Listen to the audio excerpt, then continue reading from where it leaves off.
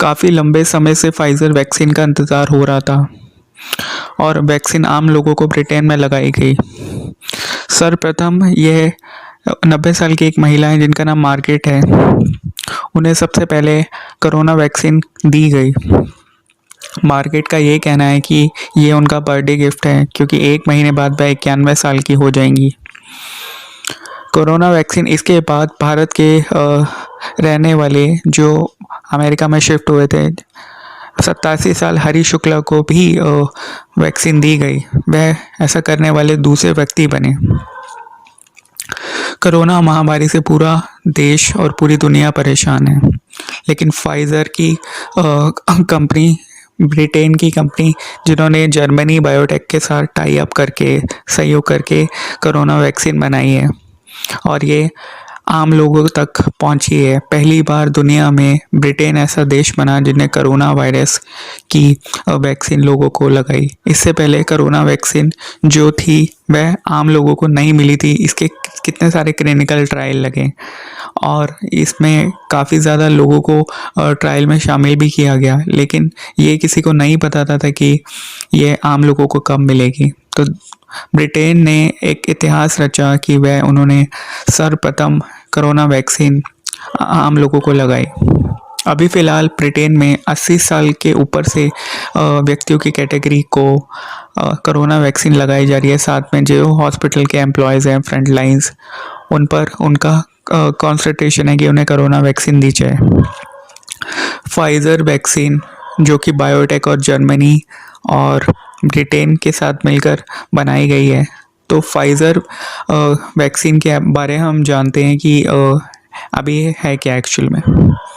Pfizer vaccine का जो clinical trial हुआ था वह 43,000 लोगों पर किया गया था और जिसको काफ़ी ज़्यादा समय लगता है कोरोना वैक्सीन को आने में। तो इसको सिर्फ 1 साल में इसलिए लॉन्च किया गया क्योंकि इसके लिए इमरजेंसी अप्रूवल लिया है, क्योंकि यह महामारी रुक ही नहीं रही है, लोगों में फैली जा रही है। काफ़ी लोग ज़्यादा परेशान हैं, लॉकडाउन लगा, काफ़ी स्थितियाँ भी ख़राब हुई, लेकिन फिर भी उसके बाद भी कोरोना वैक्सीन लोगों को दी गई और इसमें 43,000 लोगों को ब्रिटेन में इसका क्लिनिकल ट्रायल हुआ, जिसमें से इसके रिज़ल्ट 95% रहे। तो 95% इसके इफेक्टफुल रिज़ल्ट रहे और जिसके कारण इसका इस्तेमाल ब्रिटेन में इमरजेंसी अप्रूवल के लिए दिया गया। सर्वप्रथम इसका स्टोरेज जो है -70 डिग्री में होता है, क्योंकि इसको स्टोरेज में अगर यदि नहीं रखें तो ये किसी तरह से कामफुल नहीं रहेगी, यूजफुल नहीं रहेगी। तो इसको स्टोरेज करने के लिए भी 70 मीटर का जो है एटमॉस्फेयर होना अति आवश्यक है। भी 70 मीटर का जो है एटमॉस्फेयर होना अति आवश्यक है। इसके बाद हम बात करते हैं कि ब्रिटेन का ये टारगेट है कि अभी इसी हफ्ते में वह 8 लाख लोगों को कोरोना वैक्सीन लगाएगा और आने वाले समय में 2 करोड़। ब्रिटेन की आबादी 6 करोड़ है और वहाँ के प्रधानमंत्री बोरिस जॉनसन ने का बयान उन्होंने ये कहा है कि अभी फ़िलहाल इसके कोई साइड इफ़ेक्ट नहीं देखे गए हैं और ये फ्यूचर में आशंका है कि अच्छे से काम करे और किसी तरह से इसको प्रॉब्लम ना हो।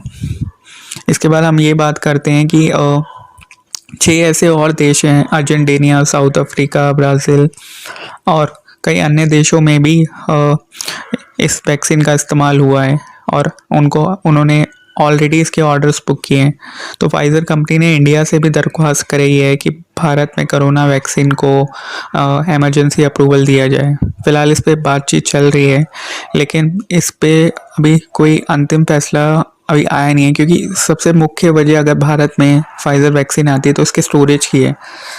-70 डिग्री सेल्सियस इसका एटमॉस्फेयर चाहिए इसको स्टोरेज करने के लिए। तो भारत में ऐसी अर्थव्यवस्था और ऐसा एटमॉस्फेयर नहीं है जिसके कारण ये जताया जाए कि इसका स्टोरेज ठीक से किया जाए। तो सबसे प्रमुख वजह भारत में इसकी है कि स्टोरेज की प्रॉब्लम है। बाकी इसके क्लिनिकल ट्रायल भारत में एक बार भी नहीं हुए, ये जो भी हुए विदेश में हुए हैं, लेकिन फिर भी भारत इसको इमरजेंसी अप्रूवल दे सकता है। इसके लिए बातचीत भी चल रही है, लेकिन स्टोरेज की जो मुख्य वजह है वो है। इसके साथ में ही बायोटेक और सीरम इंस्टीट्यूट के साथ एस्ट्राजेनेका और ऑक्सफोर्ड यूनिवर्सिटी के साथ सीरम इंस्टीट्यूट का टाई अप है, तो वो भी वैक्सीन जनवरी तक आने की आशंका है। तो भारत के साथ आज एक मीटिंग हुई थी जिसमें 64 देशों के लोगों को बुलाया गया, और उसमें ये भारत कोरोना वैक्सीन का विश्व गुरु बन सकता है, क्योंकि वह सबसे सस्ते दाम पर कोरोना वैक्सीन को अवेलेबल करा सकता है विश्व के लिए।